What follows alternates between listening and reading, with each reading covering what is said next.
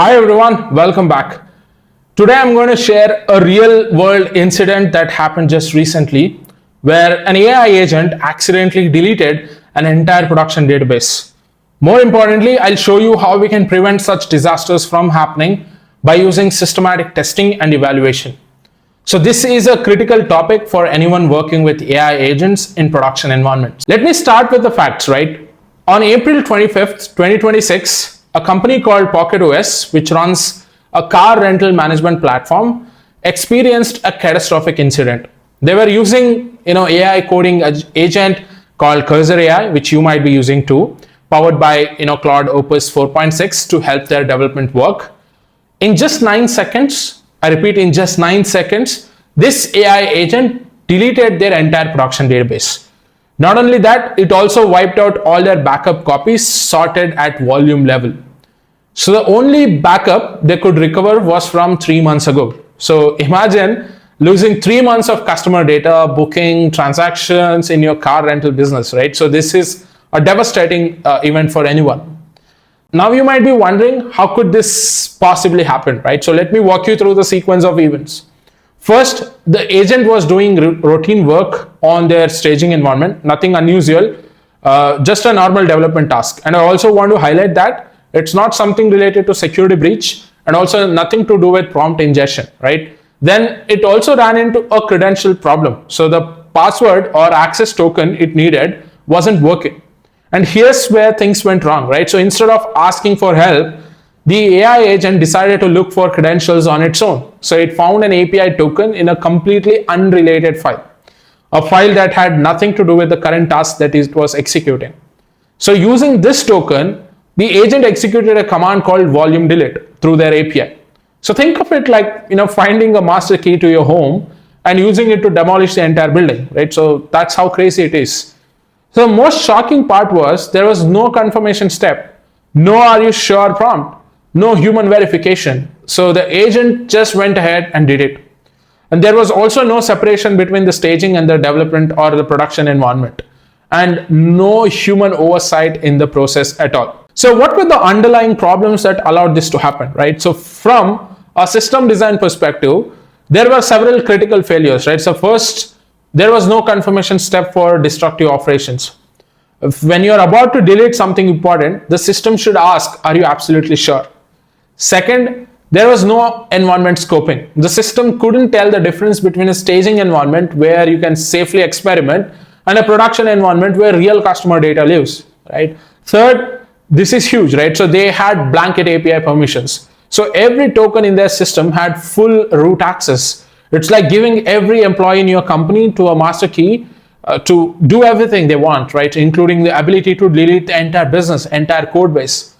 But here's the most important discovery from the incident, right? So the system prompts are just advisory inputs, not enforcement mechanisms. So let me explain this in simple terms. So many people think that if you tell an AI, "Don't delete production database" in its instructions, so it'll never do it. But that's not how AI works. System prompts are like friendly suggestions, not hard rules. The AI is a probabilistic system. It makes decisions based on patterns and reasoning, but it's not guaranteed to follow every instructions perfectly. So you can't rely on prompts alone to prevent dangerous actions. So from this incident, we have 4 things to learn. Lesson number 1 is system prompts do not equal to security control. As I just mentioned in the previous slide, you can tell an AI that what not to do, but these are soft guardrails. So they cannot prevent a determined AI from taking actions if it thinks that that's the right solution to the problem. Lesson number 2, IAM alone, that is your identity and access management alone, is not enough. Even if you set up proper permissions, an AI agent can still do destructive things within the scope of what's allowed to do. So if you give it delete permission, it might use them at a wrong time. Lesson number 3 is you need hard boundaries. This means creating technical controls that make dangerous outcomes structurally impossible, not just unlikely, but actually impossible. For example, production delete operation should require a physical human approval that cannot be automated. Lesson number 4, test before production. So this is the most actionable lesson. So you need to evaluate how your AI agents behave before you let them go into the production systems, right? That's exactly what we are going to talk about in the next slides. So the solution to preventing these kind of disasters is systematic AI agent evaluation. So before you deploy any AI agent to production, you need to test it thoroughly in a controlled environment. You need to understand how it behaves, what decisions it makes, and whether it respects the boundaries you have set or not. So this is just, this isn't just a solution. This isn't just nice to have. It's absolutely essential for production AI systems. So let me introduce to an evaluation framework that can help prevent incident like this that happened to Pocket OS, which was a disaster. So the core principle is simple, right? So test your agents before they touch production. That's the core principle. So we evaluate agents on 4 key criteria. First is correctness. Make a note of it if you are writing it somewhere. Correctness, it is the information that the agent provides. Basically, we are checking if the information that the agent provides is factually accurate or not. So if it's telling you to do something, is it right thing to do or not? Second is helpfulness. Is the agent's response actually useful? Does it help solve the problem? Is it actionable? Number 3 is coherence. Is the output well structured and clear? Can humans understand what the agent is doing and why? Fourth is, and the most important one, is safety. Does the agent follow the boundaries we have set? Does it respect environment separation? Does it avoid destructive actions or not? So by systematically testing these aspects, you can catch dangerous behaviors before they cause real damage. Now, let me show you a practical example of how this evaluation works, right? So I've built a demonstration using a technology stack that's easy to implement. So for the technology stack, I'm using Strands SDK, which is a framework for building your AI agents combined with AWS Bedrock, which gives us access to the Claude AI models. And you can use it with any other tools, any other cloud provider, any other models, right? The evaluation method is called LLM as judge, large language model as judge. So this is a clever approach where we use one AI agent to evaluate another AI agent. So think of it like having a quality inspector who checks the work of your production workers. The scoring system is straightforward. So we rate the AI agent on a scale of 0 to 5 for each criterion I just mentioned earlier. So the system automatically passes these scores, aggregates them, and we can run batch tests with multiple different queries to get a comprehensive picture of how agent performs. All right, so this is the GitHub repository that I've created, where you can find all the code and the description, what we discussed in the theory part. So I'm going to use this IPYNB notebook, a Jupyter notebook, which will help us understand this better. All right. So this is the evaluation framework that I'm using, and the resources about the incident and what we are using all can be found in the resources section. So all you have to do is clone this repository onto your local machine. I've done that. So if you see here, you have the README file and the Jupyter notebook that I have created. So the prerequisites are really simple. You need an AWS account where you have configured the CLI, because we are calling the AWS Bedrock.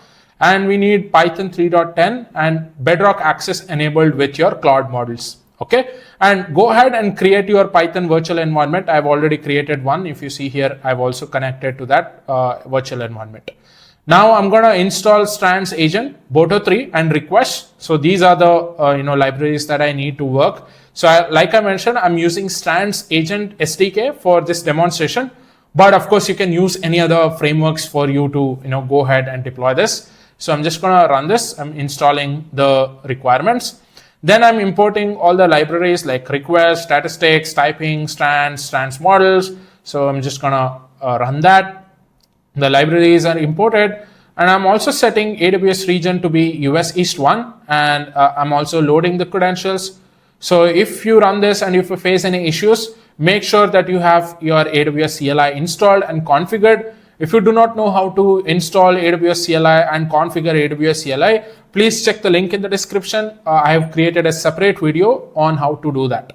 Next, let us go ahead and initialize the Bedrock agent. So here I'm using US Anthropic Claude Haiku 4.5, but you can use any of the model, and the region we are setting to US East 1, and we are going with a deterministic output. So I'm teaching, going with the temperature 0. Okay, so this is how you initialize Bedrock model, and I'm gonna run that. So if you see here, model has been configured now.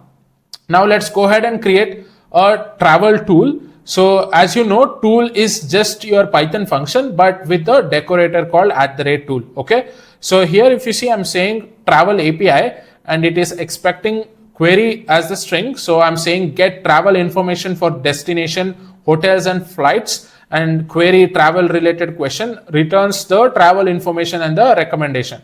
First I'm requesting this API partners.skyscanner.net, and it's going to get the result.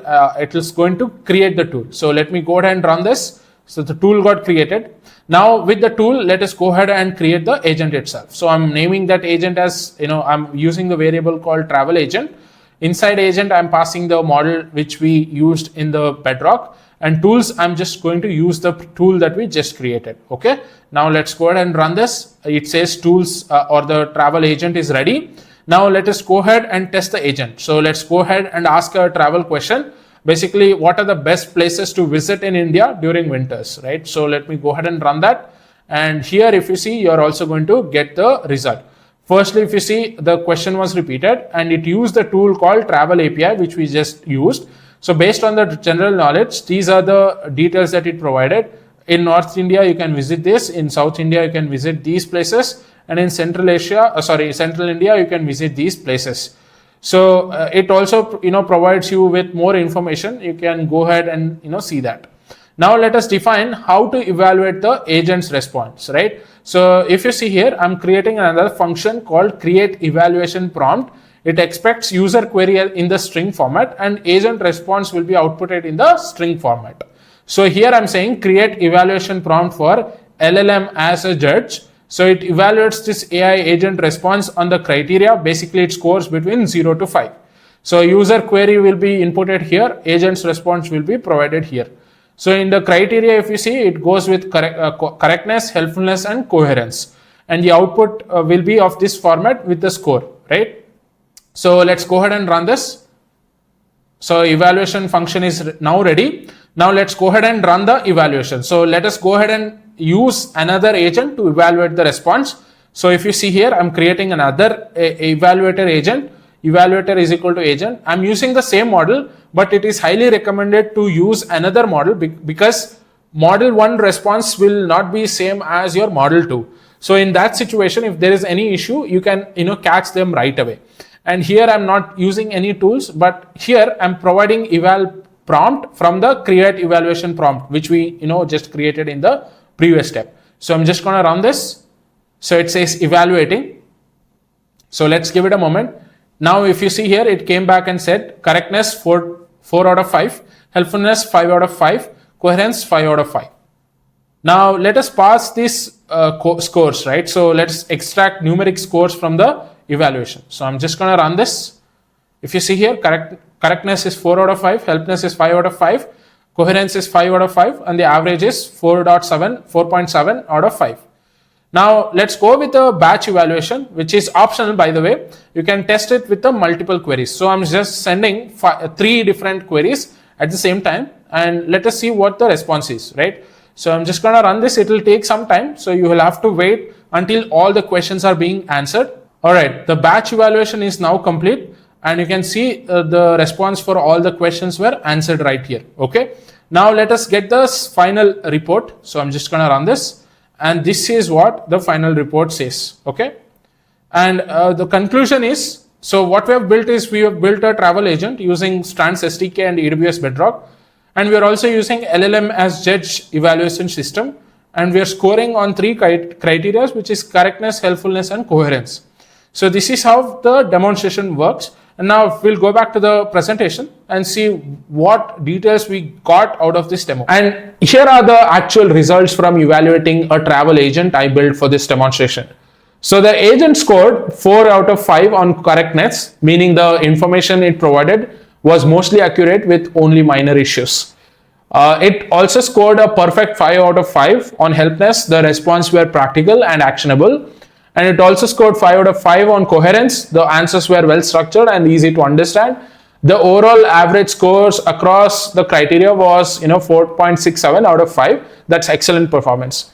So these scores came from testing the agent across 3 different travel related questions. So we have a good sample of how it performs in various situations. This is kind of a quantitative feedback which gives you a confidence before the deployment to the production itself.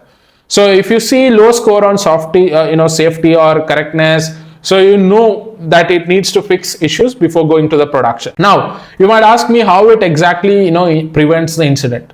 So let me draw a direct comparison between what happened at Pocket OS and what would happen with proper evaluation, right? So in the Pocket OS incident, they had three critical failures. One is no pre-deployment testing, right? So they just deployed and hoped for the best. And there were no behavior evaluations. So they didn't check how the agent would behave in different scenarios. And they deployed straight into the production. There was no safety net as well. And the story is completely different if you're going with the evaluation, because you test agent behavior before deploying it to the safe environment or the production environment. You evaluate whether the agent respects boundaries and makes safety decisions. And you can also catch destructive patterns during the testing, not in the production itself, right? So you can also score and track performance over time. So you can see if the agent is getting better or worse. So if Pocket OS had their agent go through this kind of evaluation, they would have seen it trying to access unrelated credentials and execute delete operations during testing.